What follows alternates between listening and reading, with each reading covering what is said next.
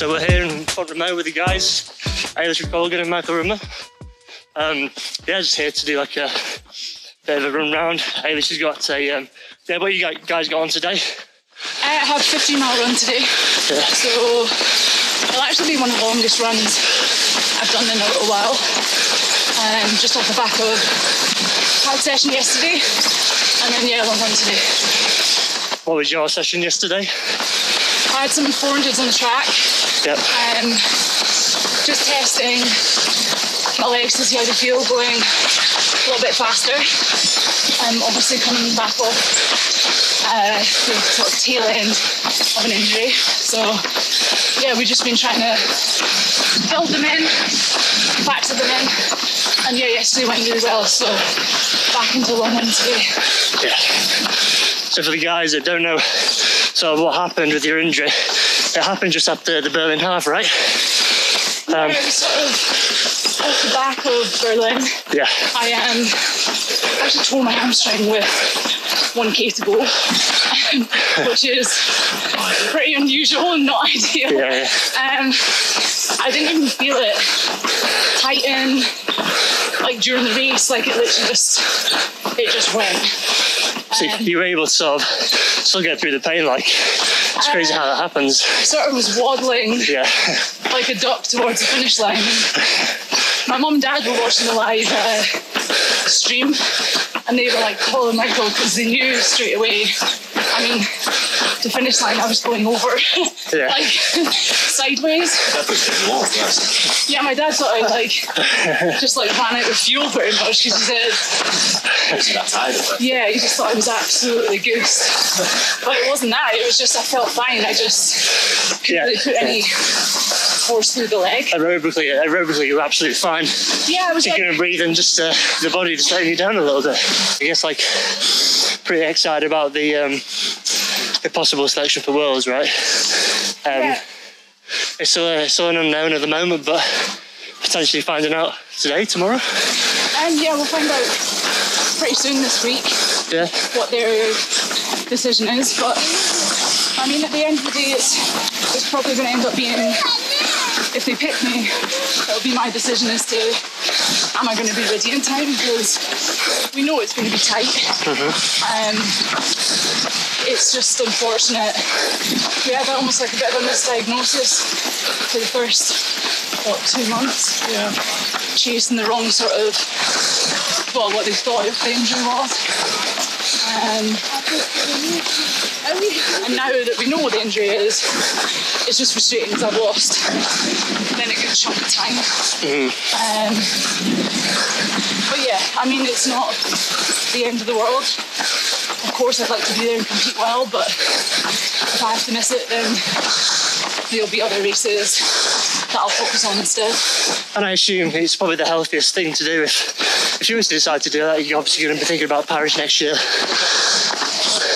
Yeah, like Paris is obviously the ultimate goal, but there's a lot more to happen from then until Paris. Very fortunate when the injury isn't something that's like a really serious, it's not a bone stress or a ligament tear or cartilage or anything like that. No. It's just almost the misdiagnosis of it cost us a bit of time. Yes. So yeah, Paris ultimately the end goal, but I'd still like to obviously race between then and now and race pretty well between then and now.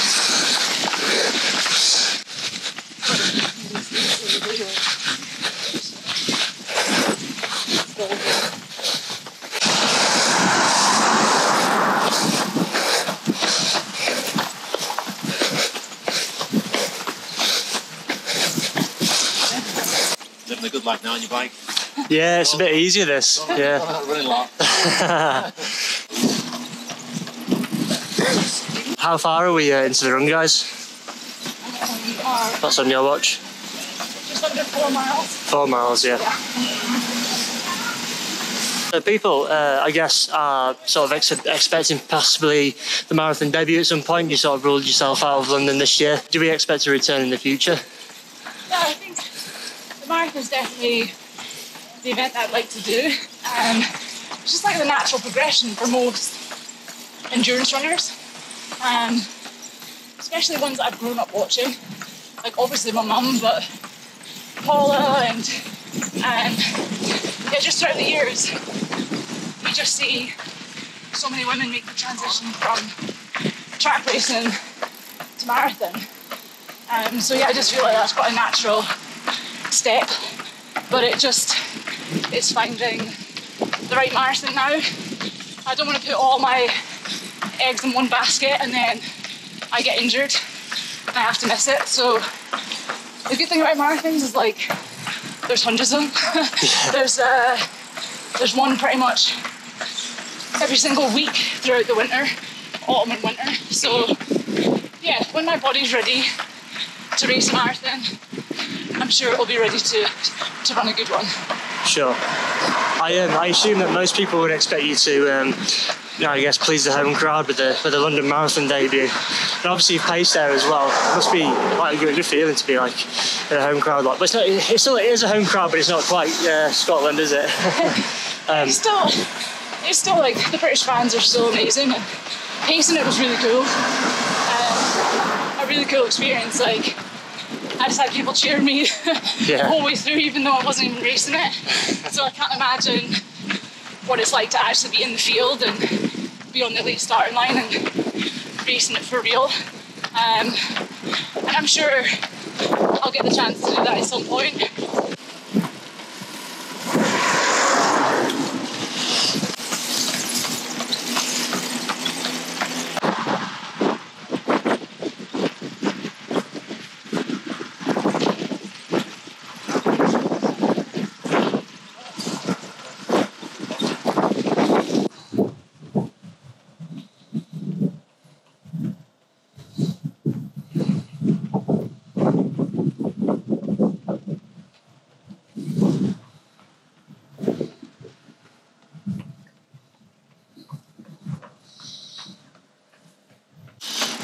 So Eilish, I think a lot of people like to sort of know what athletes go through with their shoe rotation.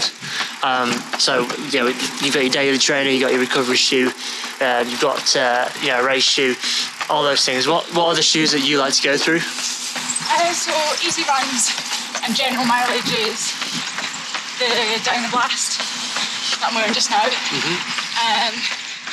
And then race day, I do really like MetaSpeed Sky Plus. Obviously, I started with the MetaSpeed Sky last year, but went into the Plus. Started 2 years ago. But I think it's been a good update to it. I really like it. Feels fast, it's reactive. You definitely recover quicker the next day. And then track sessions, I sort of vary a little bit. Meta racers for the track and faster intervals if I don't want to wear my race shoe.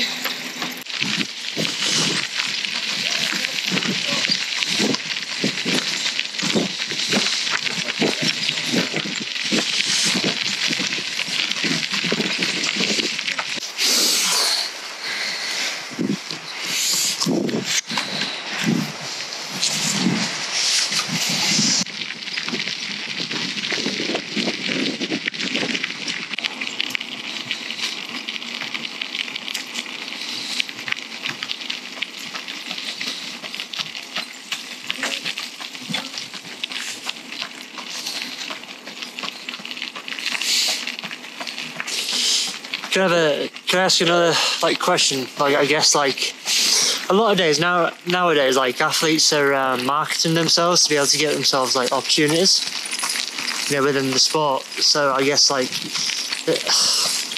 people are having to run their own social medias. So we touched on this earlier, didn't we? About Michael's doing a lot of, you're doing a lot of the social media, aren't you?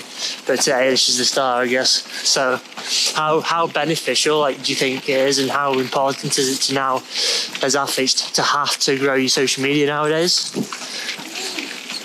You want me to answer her? Well, either or. Eilish, if you want to go first. I mean, it's everyone's personal preference. You don't have to do it. No. But I do think if you want to be able to sort of connect with younger generation, next generation athletes coming through. Like, they're all online. The world's changed very differently from when my mum was running. And to be honest, sponsorship's changed a lot since then too. Like, our sport is nowhere near as popular as it was back in the 70s and the 80s. So I just view it as like a positive way to bring new sort of eyes to the sport and give a bit of insight into the highs and the lows, and just try and showcase that as much as possible. At the end of the day, it doesn't ever interrupt my training because I'm very lucky. Obviously Michael is with me 24/7, so I do my training and he films it and records it, and that's it. Like, it's quite straightforward. It's definitely not as complicated or time consuming as some people are led to believe. But yeah, I'm going to do a bit of a pick-up now. Sure, I'll, yeah, no. My breath was going to be... You guys catch on. But you can chat to him. No problem. Thank you. Actually, going back to the training, I feel like this is quite important. So right now, what is the pickup? Is she just going for, how long is the pickup going to be for? Yeah, just like the last 2 miles. Yes, we do a few days a week. Yeah. More to feel rather than worrying about an exact pace. Today, you never know what you're going to get. It might be really windy when you hit that dam, so there's no point saying try and run at 5:45 mile pace on the way back, because it might not be happening. Yeah, I guess effort is a lot of people are understanding it a bit more nowadays, I guess, where effort-based training is more effective, especially on days like this, rather than trying to get numbers in your head. Well, I think you can also, like, you can always go a bit stir crazy as well. I think if you're always thinking about numbers, you get a bit bogged down with it. I think feel is better. And particularly in altitude, I think it's important to think more to feel than it is to effort as well, because there are a lot of different stresses on the body. You know, we're running about 1,600 metres or a little bit under here at the lake, so like, it's going to be more challenging than it would be at home. So yeah, I think feel is very, very important, because like I say, every day is different. So you want to pick up and it feels more like a 7 out of 10 effort at the end. It's perfect. That's the best way to think of it, I think. I guess, you know, say like after Lydia, for example, is one of the, you know, was in New Zealand the coach. Yeah. He had this like 85% principle, right? So I guess a lot of people could have that approach to training. Yeah, I think so. Yeah. I think it's definitely the most sensible way to go around it, I think. Yeah. I think there's certain times of the year where you obviously need to be much more fine-tuned at hitting certain times when it splits, but like to do that all year round, I think you're very, very, I think you're just mentally burnt out, to be honest. So I think you've got to pick and choose the moments where you really dial in, and you know you've got to hit certain paces. The other boys actually train here, so we'll make sure we don't be careful. So you got some other people here, like Jude, Phil Sessamon being one of them. And Ross Braden there on the back.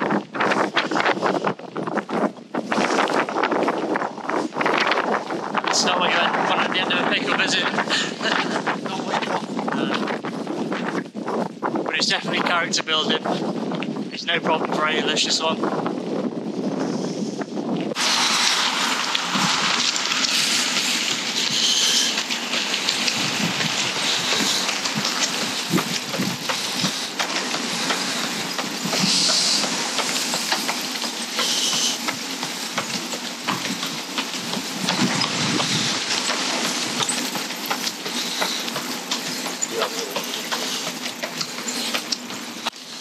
She's just finishing up with her pickup, probably just less than a mile or so left of this one. So this is a 15-mile long run. Basically just nice to do a bit of a pickup, a bit of an aerobic workout, nothing too stressful on the body. But yeah guys, thanks for having us. Yeah. Special thanks to Michael Rimmer as well.